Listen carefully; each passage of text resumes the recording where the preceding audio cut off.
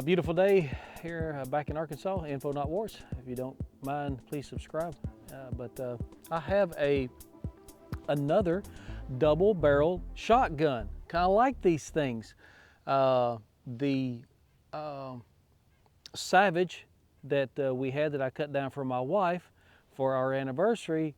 Yeah, anyway, that gun is gone. So I was approached, sorta, by a gentleman who had a Stevens. Now this is a 311R, as in Robert or Riot. So this was Stevens' attempt at a Riot shotgun.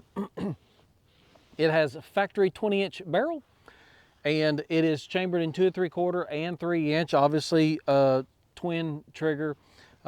It doesn't look like it's super tight. It doesn't look like it's been fired very much at all. And even the butt pad on it is original, and it's not collapsed, so you don't see that very much anymore. I've pulled it apart. Again, very clean. If you can find these shotguns, again, they're just fantastic stuff. I mean, obviously you can do the Stoger, and I'm sure there's some other variants out there.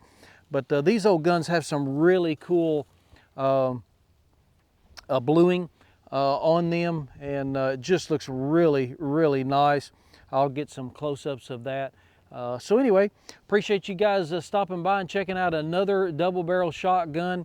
If you can find one of these old Coach guns, they're just super cool. Obviously there's a lot of things out there now that you can buy that's better and more rounds, and yes, of course, but incredibly lightweight. Again, the wood on these things is terrible. It's just very, very basic and plain.